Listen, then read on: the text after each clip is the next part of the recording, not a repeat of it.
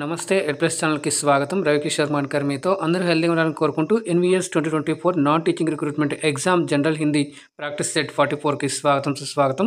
ఇంకా ఎవరైనా మీరు చూడలేనట్లయితే కింద డిస్క్రిప్షన్ బాక్స్లో మీకు దీనికి సంబంధించినటువంటి NVS 2024 non teaching recruitment exam practice sets అని చెప్పేసి ఇచ్చాను. అక్కడ కూడా మీరు అన్నీ కూడా చూడొచ్చు ఫ్రీగానే. సో ఇక్కడ ఎటువంటి ఇది లేకుండా మీకు ఈ జనరల్ హిందీని తెలుగులో ఎక్స్ప్లెయిన్ చేస్తూ కూడా చెప్పడం జరుగుతుంది కాబట్టి మీకు ప్రిపరేషన్లో కూడా ఇవన్నీ కూడా బాగా హెల్ప్ అవుతాయని చెప్పి నేను ఆశిస్తున్నాను.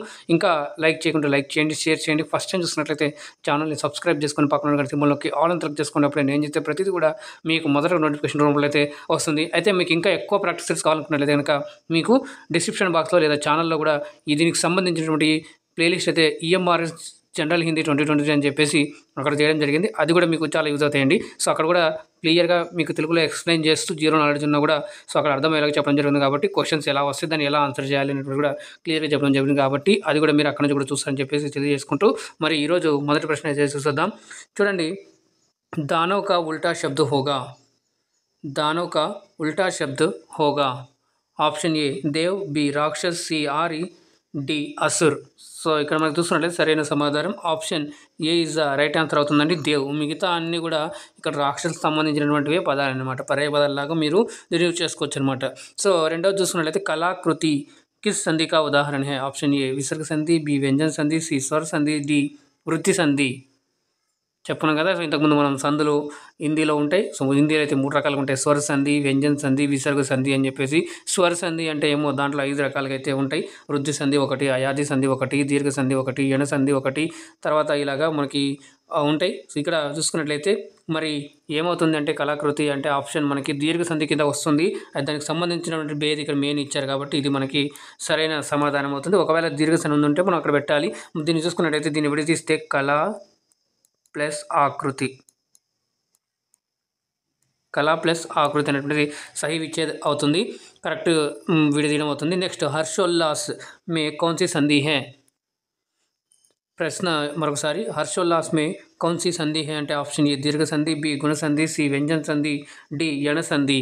సో ఇక్కడ అన్నీ కూడా ఇచ్చినటువంటి అయితే మీకు ఎక్కువగా స్వర సంధి ఏదైతే ఉన్నాయో ఒకటి వ్యంజన సంధి అంటే మీకు వ్యంజన అనేటువంటివి వస్తాయండి. లైక్ ఇక్కడ చూస్తున్న ఉద్ధార్ అనుకోండి. ఉద్ధార్ అంటే దాన్ని ఎలా తీయాలంటే కనుక ఉత్తు ప్లస్ హార్ అని అంటారు. ఉత్తు ప్లస్ హార్, ఉత్తు ప్లస్ హార్. ఓకేనా. సో ఇలాగ మనకు కలిసి వస్తుంటాయి. ఓకే. సో ఇట్లా వచ్చినప్పుడు ఇలా చేయాలి. సో ఇట్లా ఎక్కడైతే కనిపిస్తాయి అది మనకి ఏమవుతుంది అంటే వ్యంజన సంధి కిందకే వస్తాయి. ఉద్ధార్ అనేటువంటిది వస్తుంది. దీని రిజల్ట్ ఏమొస్తుంది అంటే ఉద్ధార్ అని చెప్పేసి వస్తుంది. ఓకే. సో మరి ఇక్కడ చూసుకున్నట్లయితే మనకి ఈ ప్రశ్న ఇక్కడ సరైన సమాధానం ఏమవుతుంది, హర్షోల్లాస్ అంటే ఆప్షన్ బి ఎవరు తీసుకున్నారు, ఎగ్జామ్ రైట్ అండి. గుణసంధి అనేటువంటిది సరైన సమాధానం అవుతుంది. హర్షోల్లాస్ అంటే హర్ష ప్లస్ ఉల్లాస్, హర్ష ప్లస్ ఉల్లాస్, దీని యొక్క సంధి విచ్చేది ఇలా అవుతుంది. ఓకేనా. ఎస్. సో నెక్స్ట్ ప్రశ్న చూద్దాం. 4వ ప్రశ్న చూడండి, అచ్కచాహట్ మే కౌన్సా ప్రత్యయ హై. ఇప్పుడు ప్రత్యేక సంబంధించినటువంటి క్వశ్చన్స్ వస్తున్నాయి. ఆప్షన్ ఏ ఆవట్, బి హట్, సి ఆహాత్, ఆప్షన్ డి ఆహట్. చూడండి, చాలా మనకు ఒక 2 ఆప్షన్ ఎలిమినేషన్లు వెళ్ళిపోయినా కూడా ఇంకా 2 ఆప్షన్లు దగ్గర ఉంటాయి అనమాట. చాలా జాగ్రత్తగా చేయాలి. మనం తెలిసినప్పుడే అది చేస్తాం అనమాట. సో ఇక్కడ ఏమన్నారంటే ప్రత్యయ అని అంటున్నారు. సో ప్రత్యయ అంటే ఏమని చెప్పుకున్నాం ఇంతకుముందు మనం, సఫిక్సెస్ అని చెప్పుకున్నాం. సో సఫిక్సెస్ ఎక్కడ వస్తాయి అంటే ఇప్పుడు ఇలా వర్డ్ అనుకుంటే ఈ వర్డ్ లాస్ట్లో ఇక్కడ సైడ్లో వచ్చేటువంటి ఏవైతే ఉంటాయో శబ్దాన్స్ ఏవైతే ఉంటాయో అవి మనకి ఏమవుతాయంటే ప్రత్యయ అనేటువంటిది అవుతాయి. సో ప్రత్యయ అనేటువంటిది అవుతుంది కాబట్టి సో ఇక్కడ చూసుకున్నట్లయితే చూడండి ఇక్కడ ఇది ఇంతలో వస్తుంది. ఓకేనా. సో ఇది ఇంతలో వస్తుందంటే మనకి ఆప్షన్ ఇక్కడ D is the right answer అవుతుంది. ఎందుకంటే ఇది కొన్ని మనకు ప్రత్యయ అని చెప్పేసి కొన్ని పదాల్లాగా ఉంటాయి అనమాట. ఇక్కడ మీకు హట్ కూడా ఉంది కదా సార్, ఇది కూడా అవుతుందంటే ఇది కాదు. సో ఇది రాంగ్. మనకి option B is the right answer అవుతుంది. ఆ హట్ అనేది ఇక్కడ సరైన సమాధానం అవుతుంది. నెక్స్ట్ 5వ ప్రశ్న చూసుకున్నట్లయితే కిస్ శబ్దమే ఈష ప్రత్యయ నహీ హై.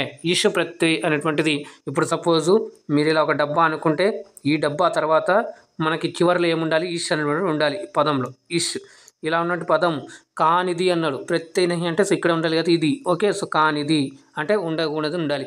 నాలిష్, సిఫారిష్, బందీష్, సాజిష్.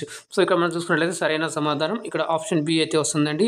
సిఫారిష్ అనేటువంటి ఇక్కడ సరైన సమాధానం అవుతుంది. ఎందుకంటే మిగతా అన్ని కూడా తీస్తే మనకు మూల పదం అనేటువంటిది రావాలి ఇక్కడ. ఓకే.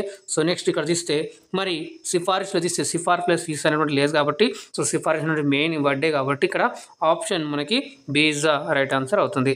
నెక్స్ట్ ప్రశ్న చూడండి, 6వ ప్రశ్న, निस प्लस सम उपसर्ग किस शब्द में है? ऑप्शन ए निस्सहाय, ऑप्शन बी निरुत्साह, ऑप्शन सी निष्कपट, ऑप्शन डी निस्संकोच. చూడండి ఇలా కూడా అడగొచ్చు, మనకి ఎలా అయినా టాపిక్ ఎలా అయినా అడగొచ్చు. సో అందుకనే మనం కాన్సెప్ట్ క్లియర్ చేసుకుంటే కనుక మిగతా అన్నీ కూడా ఆటోమేటిక్గా మనకు వస్తాయండి. సో ఈ కాన్ఫిడెంట్తో మనం వెళ్ళినట్లయితే కనుక ఎగ్జామ్ మంచిగా అవుతుందని చెప్పేసి నేను తెలియజేసుకుంటున్నాను. సో ఇక్కడ చూసుకున్నట్లయితే నిస్ ప్లస్ సమ్ అనేటువంటి మీకు చూసుకున్నట్లయితే సమ్ అని రావాలి, ఓకేనా. సో నిస్సమ్ అనేటువంటి మనకు దగ్గరనే కనిపిస్తుంది, అది కూడా ఆప్షన్ డీలో. నిస్సంకోచ్ అనేటువంటిది ఇక్కడ కనిపిస్తుంది కాబట్టి మనకి option D is the right answer for this question అండి. నెక్స్ట్ ప్రశ్న చూద్దాం. 7వ ప్రశ్న अहीर का तत्सम क्या है? ऑप्शन ए अभीर, ऑप्शन बी अधीर, ऑप्शन सी अणु, ऑप्शन डी कोई नहीं. సో తత్తం, తద్భవ్, దేశజ్, విదేశీ శబ్దం అని చెప్పేసి, సంకర్ శబ్దం అని చెప్పేసి అడుగుతూ ఉంటారు. తత్సం అంటే యాజ్ ఇట్ ఈస్గా మనం వాడుకోవడం, తద్భవ్ అంటే చేంజ్ చేసి వాడుకోవడం, దేశజ్ అంటే మనకి లోకల్ ఏరియాస్లో వచ్చినటువంటి వాడుకున్నటువంటి లోకప్రియమైనటువంటి అంటే పాపులర్ అయినటువంటి వర్డ్స్. తర్వాత మరి విదేశీ శబ్దం అంటే వేరే దేశం అంటే వేరే లాంగ్వేజ్ నుంచి తీసుకొని ఆ పదాలను అలా వాడడం అనమాట. సో ఇక్కడ సరైన సమాధానం మనం చూసుకున్నట్లయితే ఇందుకు ఆప్షన్ ఇక్కడ ఏ ఎవరైతే ఇస్తున్నారు ఎగ్జామ్ రైట్ అండి. అభీర్ అంటే ఇక్కడ సరైన సమాధానం అవుతుంది. ఓకే, సో నెక్స్ట్ ప్రశ్న చూద్దాం. 8వ ప్రశ్న చూడండి. शलाका का तद्भव होगा. शलाका का तद्भव होगा ऑप्शन ए सांप, बी सलाई, ऑप्शन सी సావలా, ఆప్షన్ డి ఉపరిక్తు సబి. ఉపరిక్తు సబి అనేటువంటిది ఈ వర్డ్ తెలుసుకోవాలి. ఈ వర్డ్ యొక్క మీనింగ్ వచ్చేసి ఏందయ్యా అంటే పైవన్నీ అని చెప్పేసి వస్తుంది. ఓకే, పైవన్నీ అని చెప్పేసి వస్తుంది, ఇలాగా మీరు చూసుకోవాలి. సో ఇక్కడ చూసినట్లయితే దీనికి సరైన సమాధానం మరి option A B is the right answer అవుతుందండి. సలాయి అనేటువంటిది ఇక్కడ సరైన శబ్దం సరైన ఆన్సర్ అవుతుంది. నెక్స్ట్ ప్రశ్న చూడండి. 9వది. నిమ్న మే కౌన్ సా తత్సమ్ తద్భవ్ కా సహీ వికల్ప్ నహీ హై. చాలా జాగ్రత్త చేయాలి. ఇక్కడ మనకు నహి అంటారు, నహి అంటే కానిది అన్నాడు. అంటే ఒక పేరు తత్సం తద్భవ శబ్దాలు ఇక్కడ ఇచ్చినారు, అందులో ఒక పేరు రాంగ్ ఉందన్నమాట. ఆప్షన్ ఏ దది, దది, దది దహి, ఆప్షన్ బి ఉష్ట్ర ఊంట్, ఆప్షన్ సి నజర్ ఆంక్, ఆప్షన్ డి శృంగార్ సింగార్. అయితే ఇక్కడ మనం చూసుకున్నట్లయితే దీనికి సరైన మనకు సమాధానం ఆప్షన్ సి అవుతుంది. ఎందుకంటే ఇక్కడ చూసుకున్నట్లయితే మనకి option C is the right answer అవుతుంది. మరి ఏముండాలి సార్ అంటే ఈ నజర్ ఉంది కదా, నజర్ అంటే చూడటం. ఈ నజర్ అంటే ఏమవుతుందంటే చూడటం. మరి దీని యొక్క సంస్కృత పదం ఉండాలి కదా, సంస్కృత పదం అంటే అక్షి అనేటువంటిది ఉండాలి. అక్షి అంటే ఇప్పుడు దానికి కరెక్ట్గా మనకి ఏమవుతుందంటే ఆంక్ అంటే కన్ను అనేటువంటి సరైన సమాధానం దీనికి అలా ఉంటుంది. కానీ ఇక్కడ రాంగ్ ఇచ్చారు కాబట్టి మనకి ఇక్కడ ఇది రాంగ్ పేరు కాబట్టి అందుకని మనకి ఈ ప్రశ్నకి option C is the right answer అవుతుంది. నెక్స్ట్ ప్రశ్న చూద్దాం. 10వ ప్రశ్న చూడండి. निम्न में कौन सा अयोगवाह है? ऑप्शन ए संयुक्त व्यंजन, बी व्यंजन, सी विसर्ग, डी संघर्षी व्यंजन. చూడండి అయోగవాహ అంటే ఏందని అడుగుతున్నారు. సో ఎప్పుడే కానీ మనకి ఇది ఇచ్చేసి ఇలా ఇచ్చేసి ఇలా ఇస్తాడు, లేదంటే ఇలా ఇచ్చేసి ఇలా ఇది రెండు కూడా ఏందంటాడు, లేదా అయోగవాహ ఎన్ని అంటాడు. ఎన్ని అంటే రెండు అని చెప్పాలి మనం. అయోగవాహ అవి ఏంటంటే ఇక్కడ ఆర్ అహా అని చెప్పేసి, అహా అంటే ఇక్కడ అహా అని కనిపించలేదు కాబట్టి మరి అది లేదు కదా సార్ అంటారు. కానీ సో మనం ఇక్కడ కొంచెం ఆలోచన చేస్తే కనుక మనం ఆప్షన్ కరెక్ట్ అయితే కనుక ఆన్సర్ అయితే వస్తుంది. ఈ అహాని మనం ఏమంటామంటే హిందీలో విసర్గ అని అంటాం. సో విసర్గ అని అంటాం కాబట్టి ఇక్కడ మనకి ఆప్షన్ సిలో ఇది కనిపిస్తుంది. అందుకని option C is right answer అవుతుందండి. విసర్గ అనేటువంటిది కూడా సరైన సమాధానం అవుతుంది.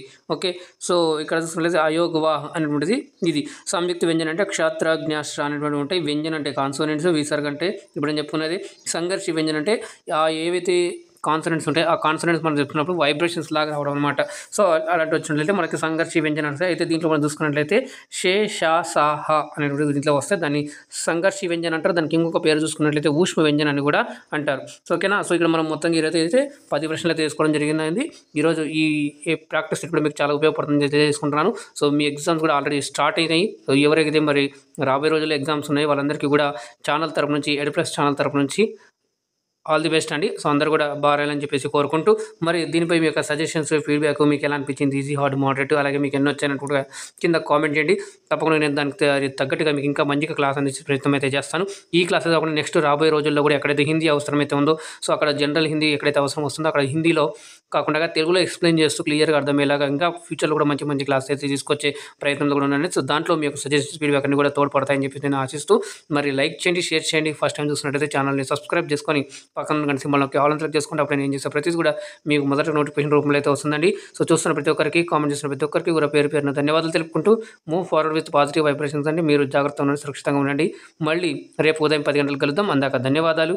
జై హింద్.